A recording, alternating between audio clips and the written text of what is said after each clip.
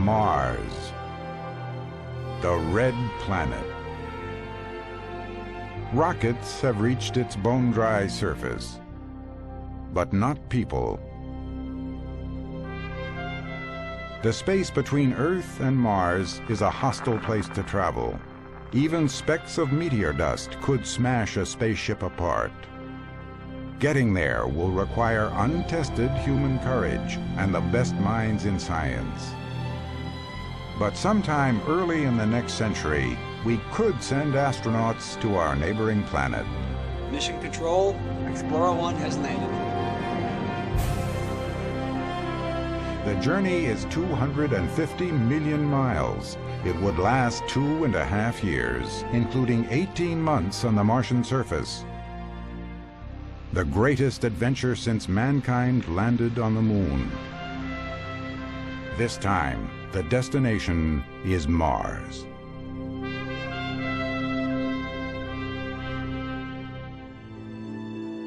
Only a third the size of Earth, its volcanoes are as wide as the state of Missouri, and its tallest mountain soars 3 times higher than Everest.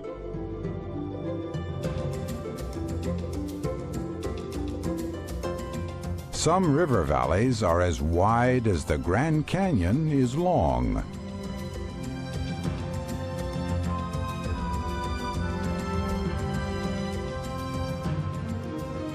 Gravity here is less than half of what it is on Earth. Days are only a few minutes longer, but a year is twice as long. And it's so cold that all its water is locked up in the polar ice caps or frozen beneath the surface. We have a go for engine start. 6. For most of us, a mission to Mars might seem like science fiction. But in fact, we're almost ready to take off. I believe in the very early part of the 21st century, people will set foot on Mars.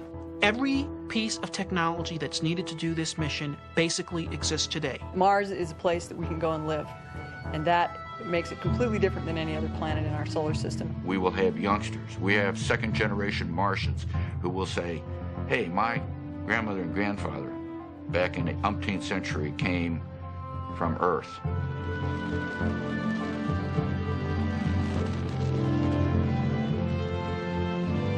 The technology exists to go to Mars.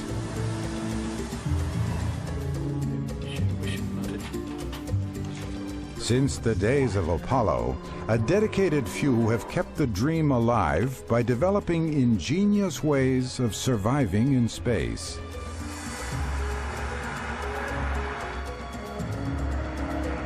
But success hinges on a few stunning breakthroughs. New technologies would reduce the cost of the mission by 90% and cut travel time in half. And the countdown has started.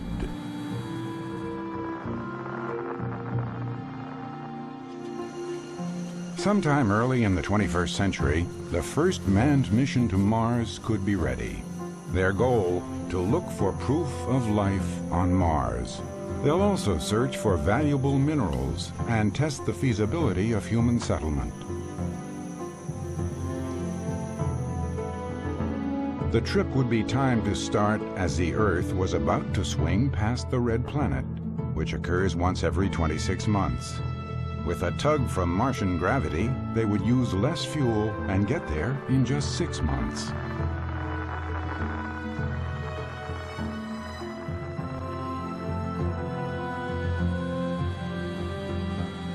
One design on the drawing boards is for a Mars spacecraft at 27 feet in diameter, divided into 2 decks.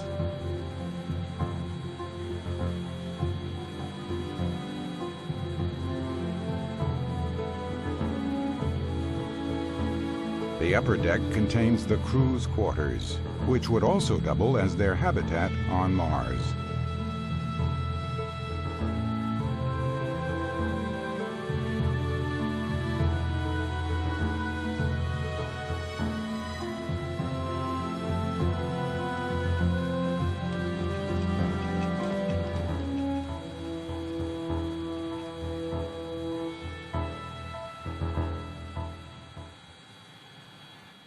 worldwide interest in Mars has never been greater since NASA held a press conference to announce the discovery of this small meteor.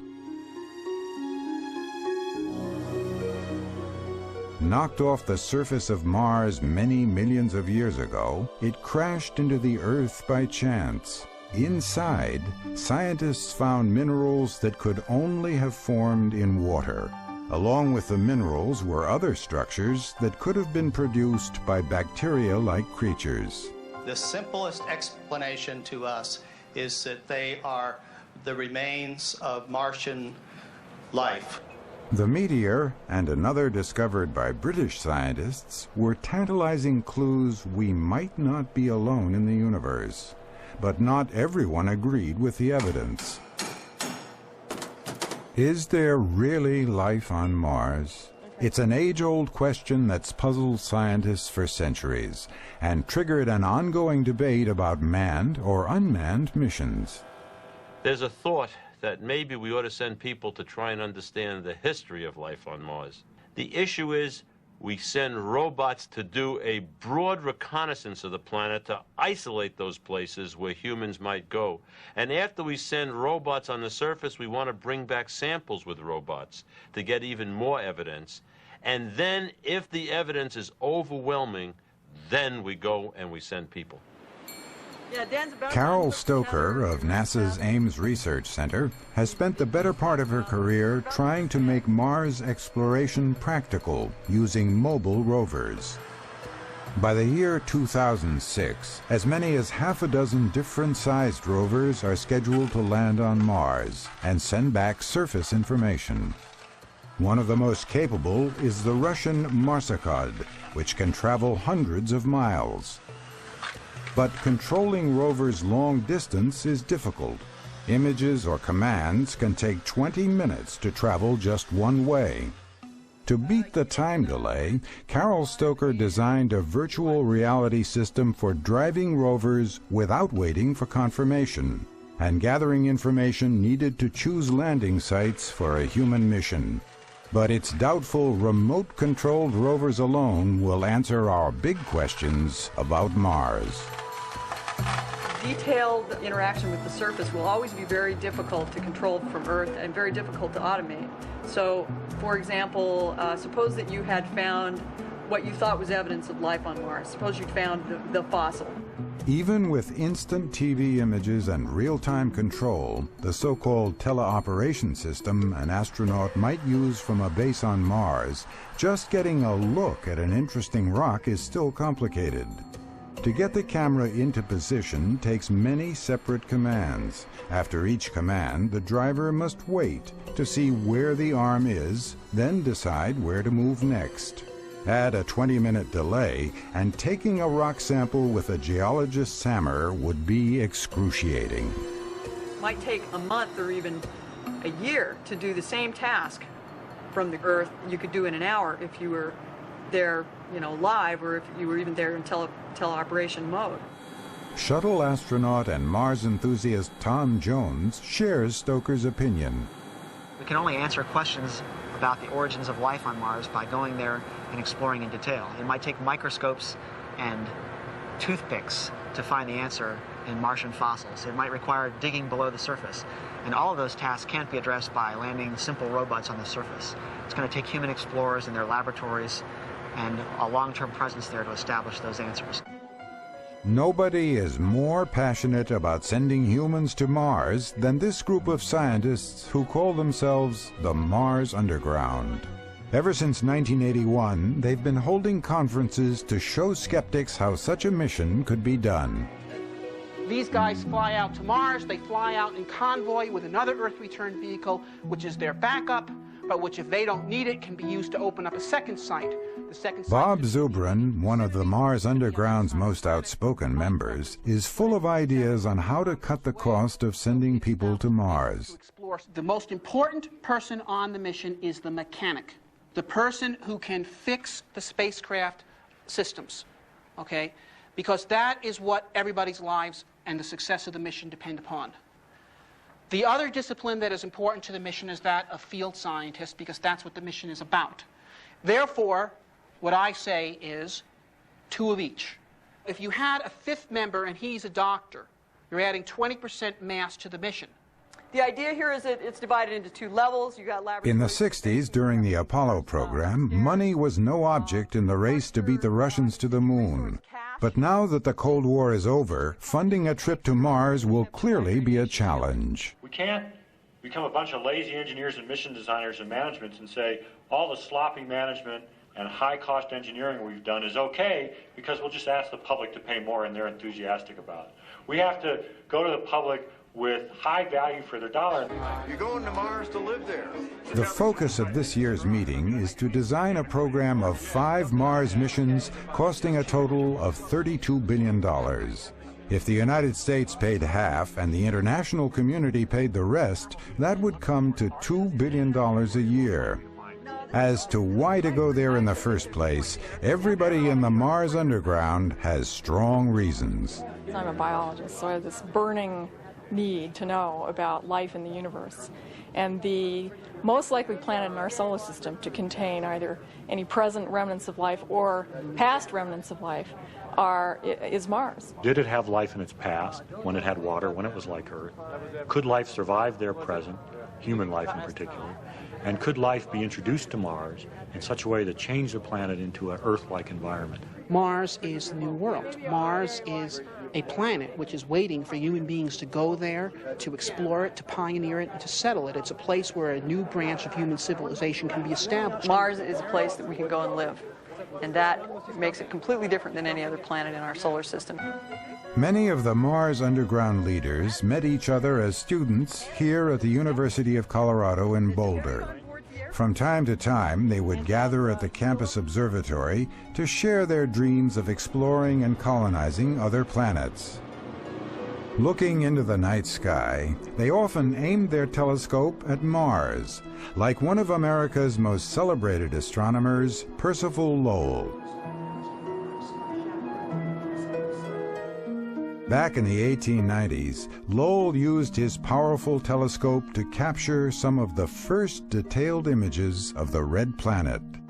Observing intense shifts in its climate and faint features that crisscrossed its surface, Lowell concluded that Mars was covered by an intricate network of canals, built by a desperate civilization trying to cope with alternating floods and droughts.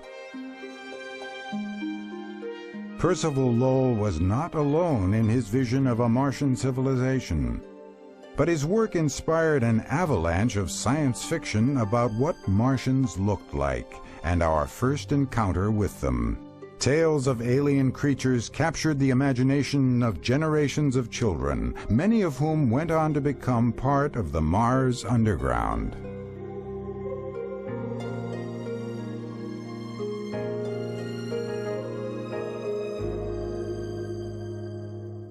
When I was a boy, I used to read a lot of science fiction. They were certainly exciting stories of how people could go out there and create and build and adventure, and certainly the desire to be part of that adventure was a great thing for me and excited me to become a scientist. Now, in many respects, those stories were inaccurate, and sometimes the technical details were wild, and in almost all respects, their understanding of what Mars and the other planets were like were way off. But in a fundamental sense, I think they had more truth than falsehood, because what they showed is that these planets are worlds. The origin of my interest in going to Mars actually came from a dream I had when I was a kid. I was about 8 years old, and I was on vacation at my grandparents' house, and for 5 or 6 nights running, I had this serial dream about going to Mars. And the dream started with, you know, getting in the rocket ship and going to Mars, and then these various events happened, and as I recall, I was on Mars for about 2 years, and I met these different people, and in fact, I met my husband and got married and came back to Earth at the end of the dream. And I believed completely from that point forward that I was going to Mars. American spacecraft rendezvoused with Mars 6 times between 1964 and 1976, Viking 1 and 2 actually landing on the surface.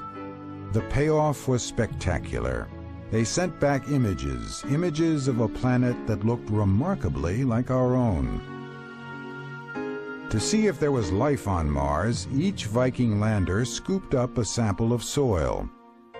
Of 4 chemical tests run on each sample, 3 were positive. But the results of the 4th and most important test were negative, leaving the question still unanswered. Photos taken from orbit showing strange parallel lines and a rock with the impression of a face rekindled speculation about a lost civilization. But it was images like this, what looks like frost on a summer morning, that intrigued scientists most. Ancient river channels signaled that Mars used to be warmer and had flowing water. And polar ice caps gave proof that water was still there. They showed us the real Mars. They showed us a planet that was not like we had imagined, not with canals and civilizations, but they showed us things that were just as interesting. They showed us that at one time Mars was a different world, a wet world, an active world, maybe a lifelike world. And that image, the notion that there was at one time 2 Earth-like planets in our solar system, has been the driving focus for Mars research ever since. Mars Explorer 1, you're go for TMI. After checking all systems on their spacecraft, the crew would take its last look at planet Earth as it prepared to leave the relative safety of Earth orbit.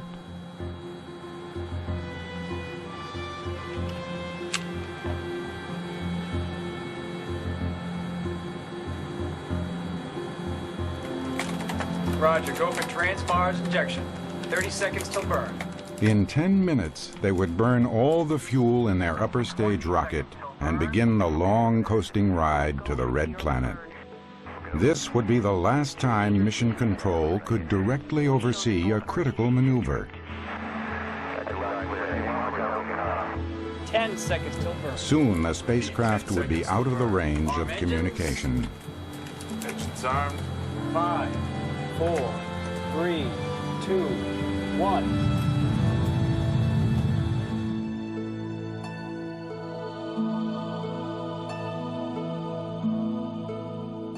The end of the burn would signal the first momentous step for a 6-month journey to Mars.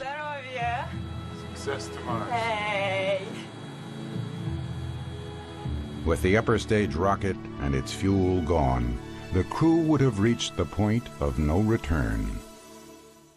I'm going to step off the limb now.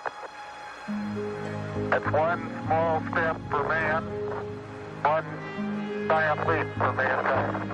When Apollo 11 landed on the moon in 1969, going to Mars no longer seemed like science fiction, and the world was riveted. I came back and listened to people who would come up to me and say, I want to tell you where I was when you were up there.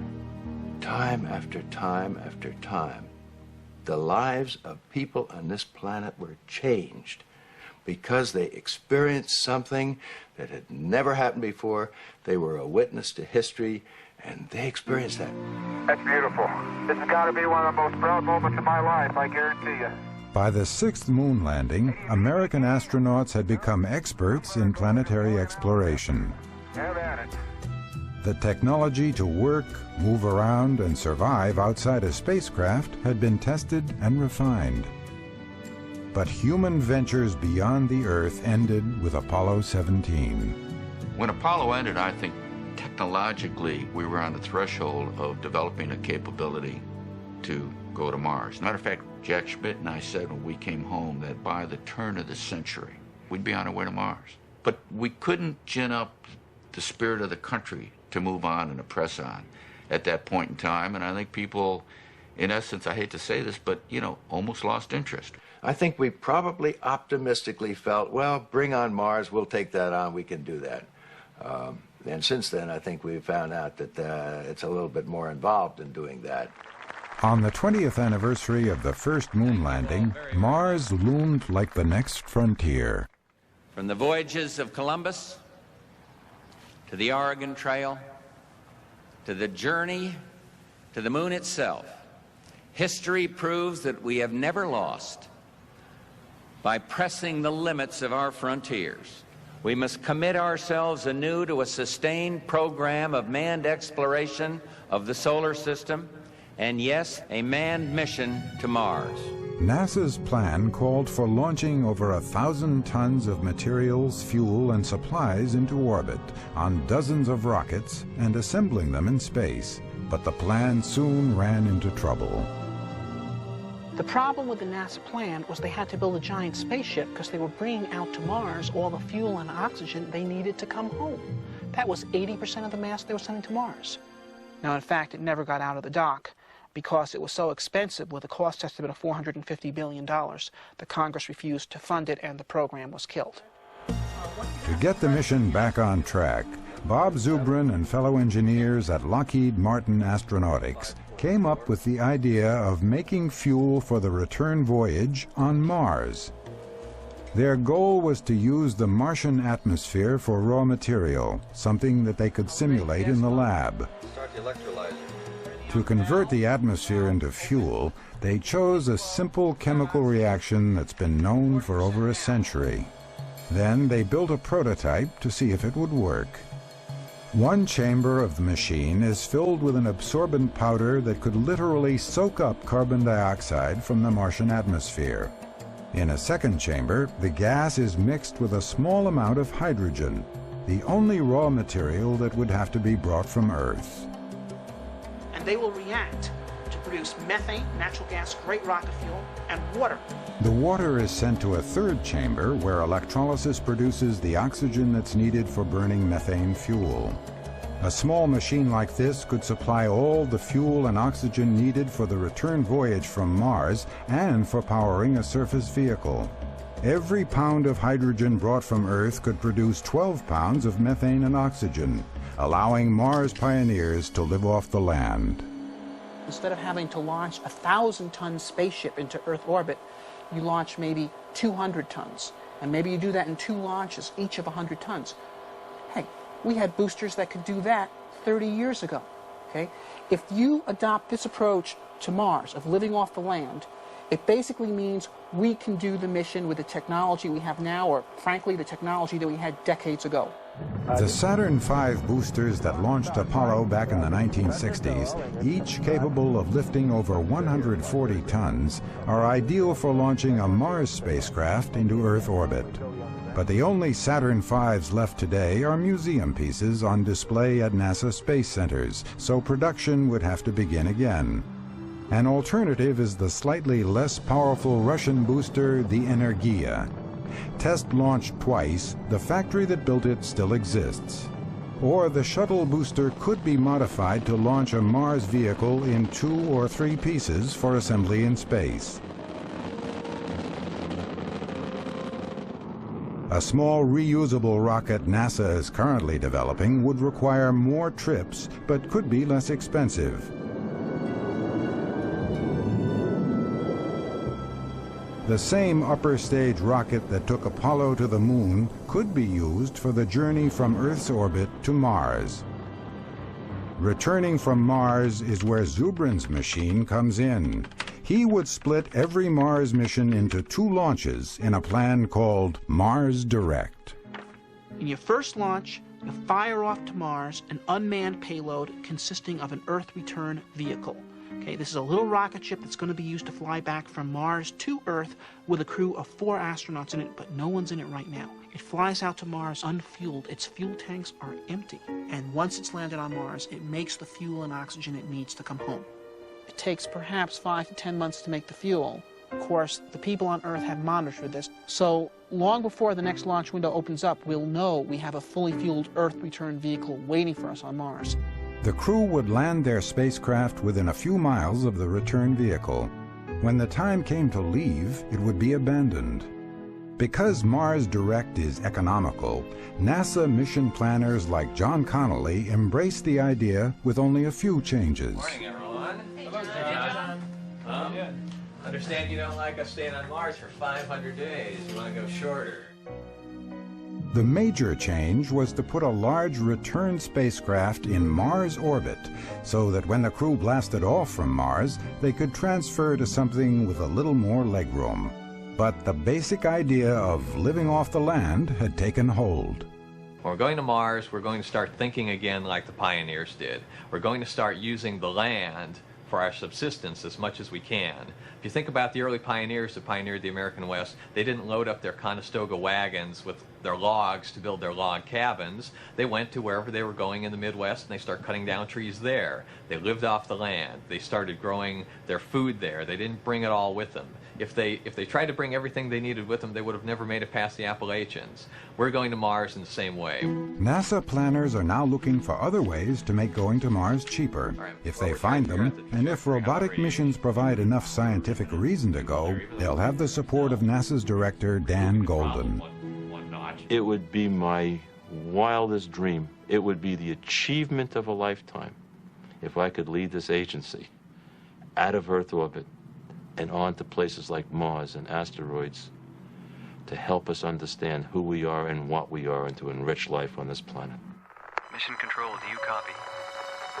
By 9 days into a Mars mission, the spacecraft would be 10 million miles away from home.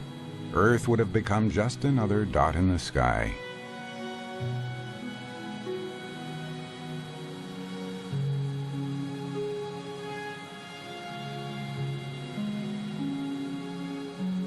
This far into the journey, the astronauts would still be able to have twice-a-week video conferences with home. But as they get farther away, the time delay would grow longer and more awkward. By the way, I've been thinking a lot about that leak in the family room, and I think we should just go ahead and have the whole roof replaced. At this point, the delay would be 5 seconds. Okay, I'll call the roofers tomorrow. He can do the work in a month, which is great. And there's somebody here who wants to say something to you.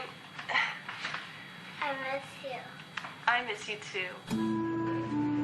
Scientists are developing the technology to recycle air and water for a Mars mission, including a machine that can turn urine into drinkable water.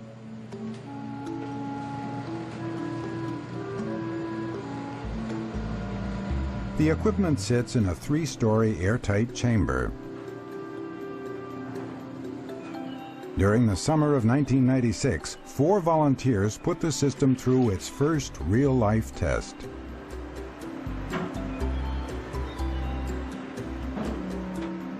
Sealed for 1 month, they relied on machines to recycle their wastes and to purify the air and water.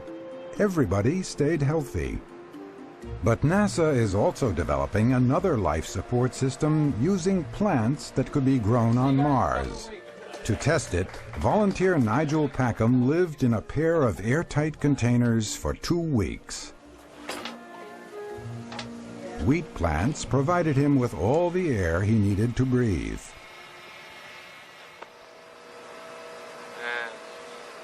As Nigel used up oxygen and produced carbon dioxide, the plants absorbed the carbon dioxide and produced new oxygen. Hold up here, let me do the other one again.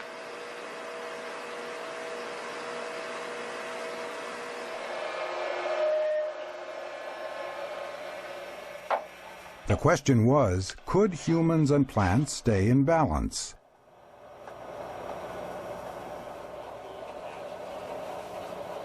Computers monitored the air in the living chamber, adjusting the amount of light on the wheat plants to alter their production of oxygen. The plants have performed wonderfully. They react very quickly to me being here and to changes in my metabolic output. For example, if I sit on the bicycle and start exercising for 30 minutes, and I tend to put out a lot more carbon dioxide, the plants react very, very rapidly to that. So it's almost as if they know I'm here.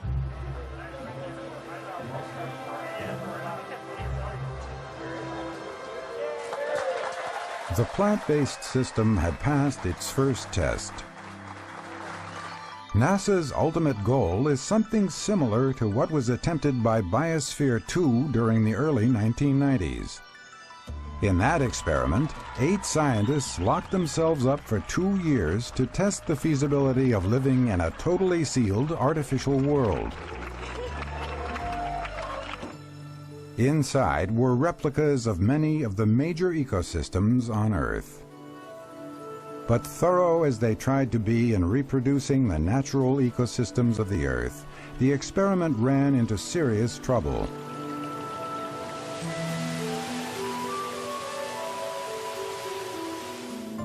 After a year and a half, oxygen had to be added to the closed system because the plants weren't producing enough. And crew members sometimes went hungry.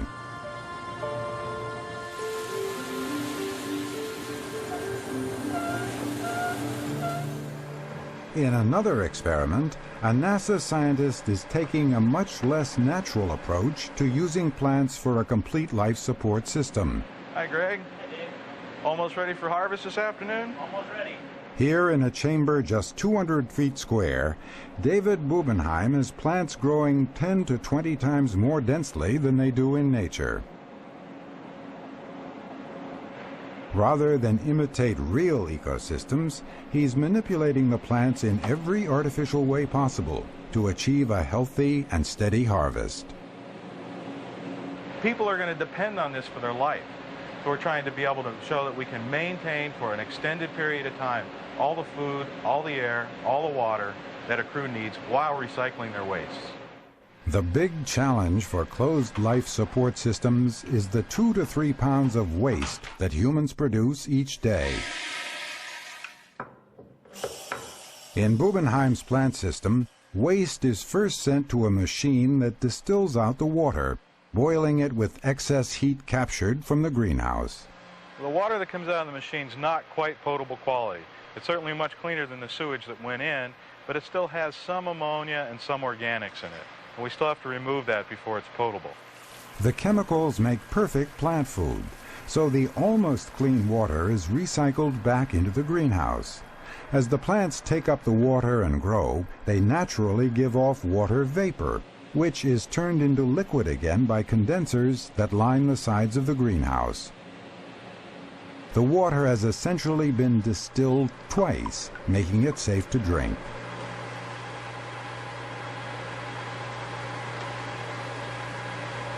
Oh, that's good. Thanks to the addition of some artificial nutrients and high-intensity lamps, the plants in Bubenheim's greenhouse grow rapidly and produce tremendous amounts of food. After each harvest, the old plants are replaced.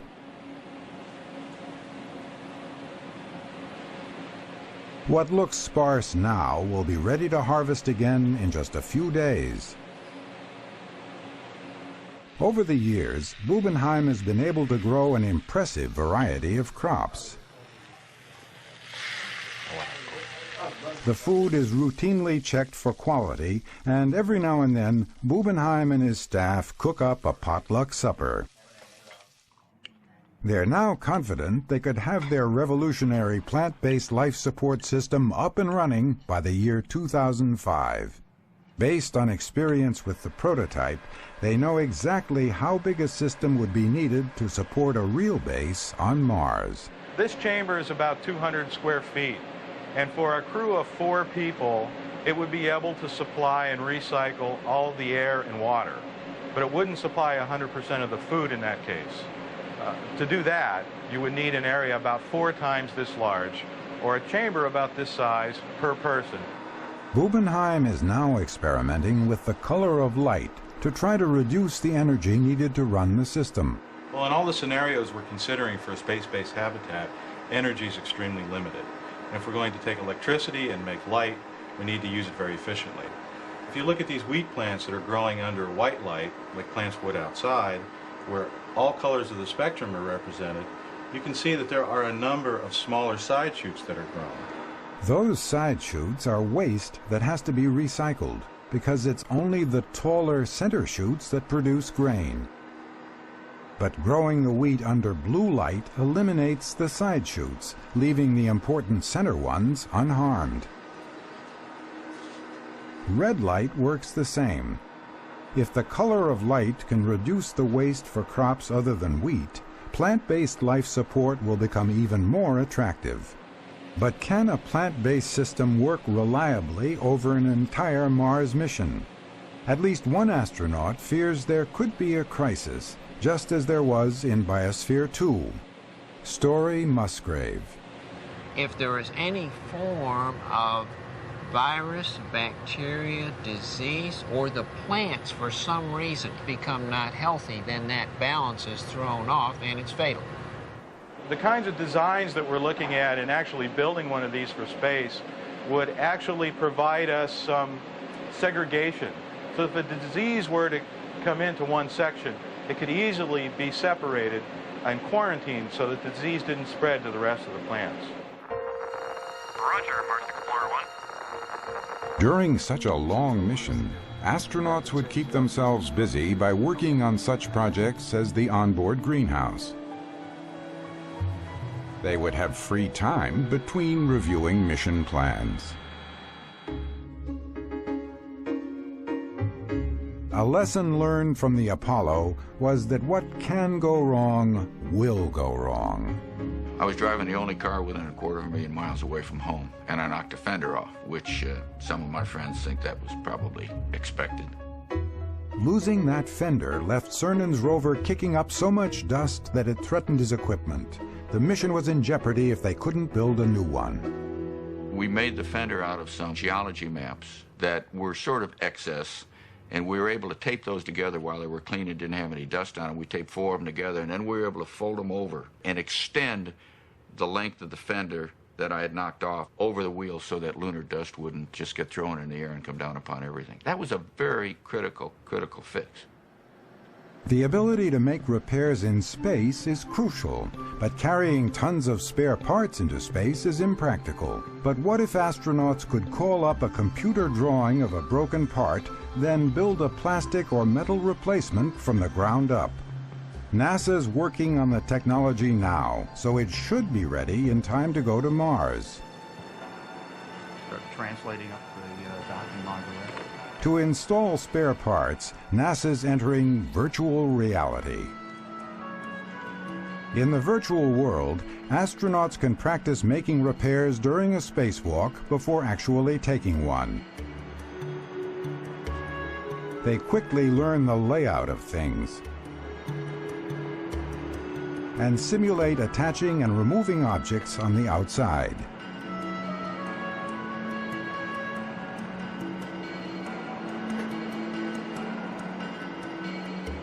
I think on a mission to Mars that can take anywhere between 2 and 3 or 4 years to accomplish the mission. All your training would be done on the ground, possibly 2 or 3 years before you ever needed it.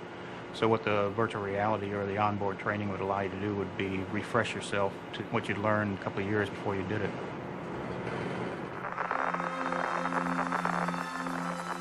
It is inevitable that repairs would need to be made during a mission to Mars.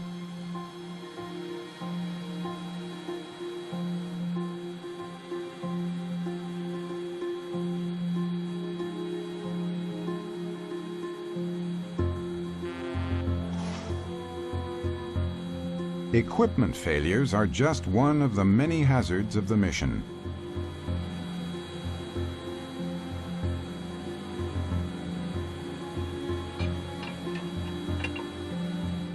Another is cosmic radiation. Because totally shielding a spacecraft would make it too heavy, the crew would get about half the dose that an airline pilot gets over an entire career. Micrometeorites in space whirl around at speeds greater than 30,000 miles an hour. A strike by one smaller than a pencil eraser could cause disaster. And most ominous would be the powerful solar flares that send deadly ions throughout the solar system without warning. On Earth, the atmosphere stops most cosmic rays from reaching the surface, and all but the largest meteors burn up. Even the deadly ions from solar flares are deflected by the Earth's magnetic field. For travelers out of Earth orbit, there would be no protection. But as the Russian space station Mir revealed, the greatest risk to the crew on the long voyage to Mars may be weightlessness. Our bones and muscles are only as strong as they need to be. In space, with no gravity to tug on the human body, bones lose calcium and muscles lose strength.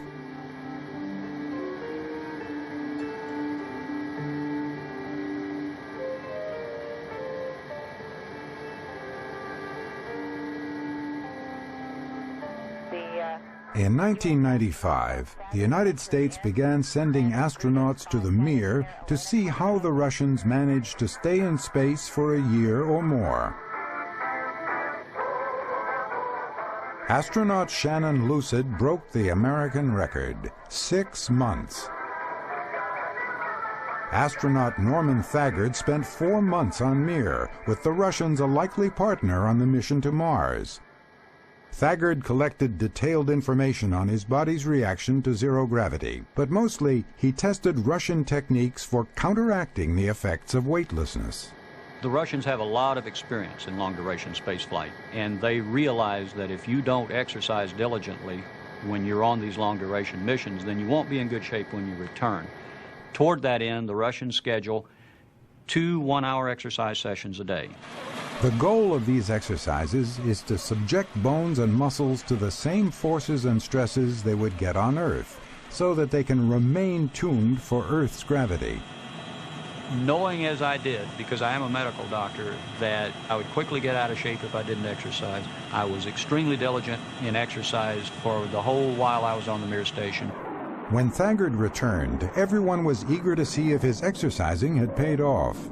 When we landed, within 10 minutes of wheel stop, I stood up. Wasn't the easiest thing I ever did, but I did stand up, and I remained standing until they opened the doors and got everybody out ahead of me, and then I walked off the vehicle unassisted. But many cosmonauts have trouble making themselves exercise, like Vladimir Titov, who spent 13 months on the Mir. Unfortunately for me, it's very unpleasant to exercise when I don't want to. If you like exercising and only have to do it 3 times a week, that's fine.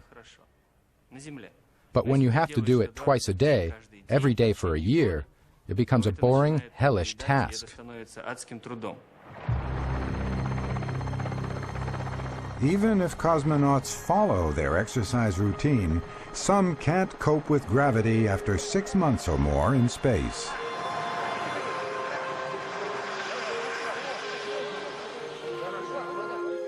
The issue of what sort of shape folks need to be in when they get to Mars is probably a bigger one than it is for low Earth orbit, in the sense that in low Earth orbit, all you have to do is come back, and if need be, they can carry you off the vehicle.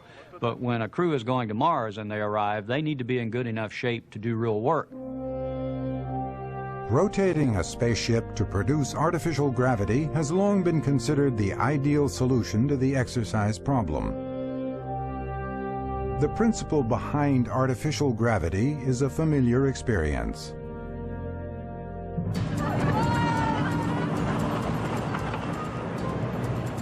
When a roller coaster goes around a loop, it creates centrifugal force, which presses it into the track.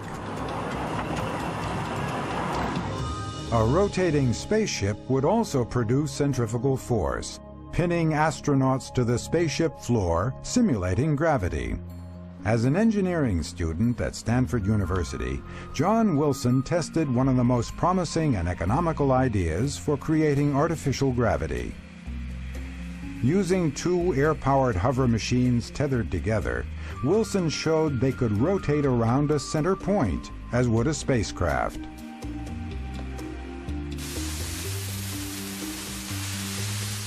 Tiny thrusters around each machine fire at just the right time to keep the system stable.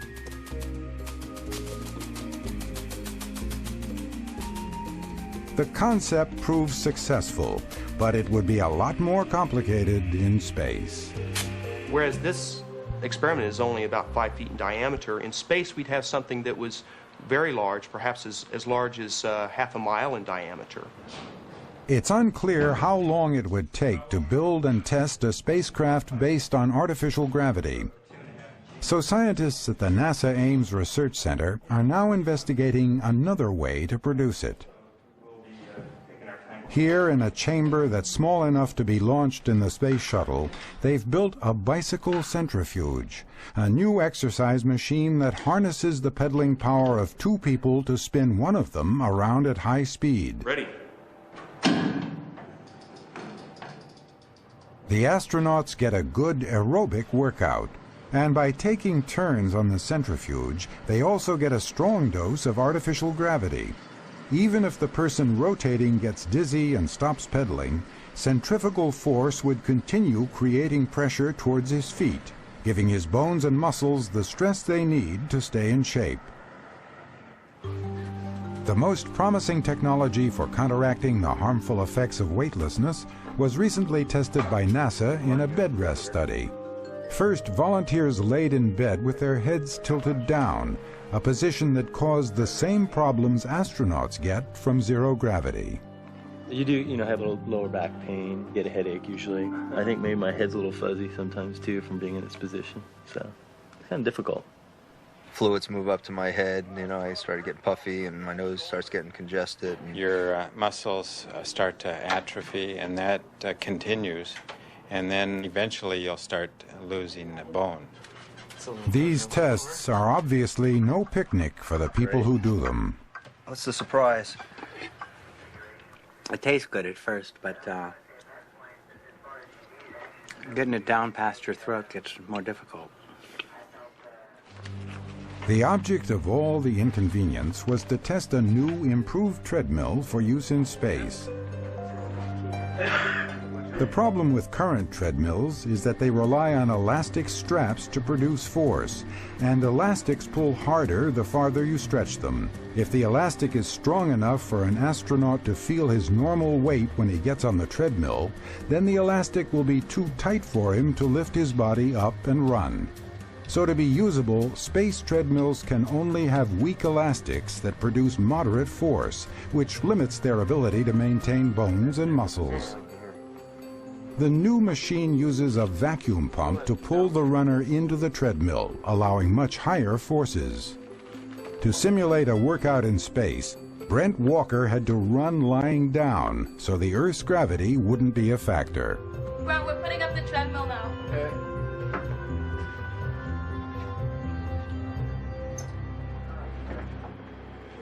Pick yourself up.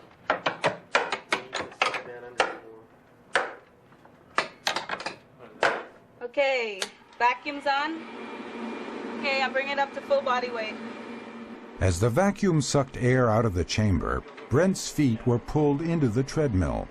Lying sideways, yet feeling like he was standing upright and bearing his normal weight, was an odd sensation. You do get used to it, and sometimes it feels like you're almost flying effortlessly. It's a very strange feeling. You do sweat, though. Because the machine is experimental, Brent was asked to rate his stress. Exertion? It's a 13. 13? Okay. Heart rate's 170. Feeling your normal weight while exercising in space would be double what astronauts get from elastic straps. But the treadmill can also make you feel much heavier. Okay, Brent, I'm bringing the pressure up to 1.2 body weight. The harder the vacuum pulls, the more stress on Brent's bones and muscles. Well, it feels like I have a backpack on, about 30 pounds, something like that. It's just a lot heavier. Definitely just stressing my lungs and my muscles a lot more. It's hard. The question is, will 40 minutes a day on this vacuum treadmill prevent bone and muscle loss during this study? I feel my muscles are a lot stronger. They've actually, since I came into it, they've gotten a lot stronger. So I would imagine that it will help me. I mean, it's really difficult from my point of view, to know until I actually stand up. After 2 weeks in the bed rest study, the moment of truth arrived. Your mark, get set, go. Brent actually ran faster than before he got into bed. On your mark, get set, go. But those who didn't use the treadmill during the study, like Bill Davis, were much slower than before. I think it's just a feeling of sort of weakness, of not having a lot of energy or a lot of strength. Okay. Make sure your heel is resting here.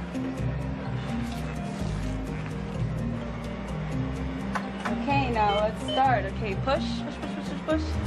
Okay, relax. Okay, another one. Push, push, push. Okay, relax. Okay, push, push, push, push, push, push.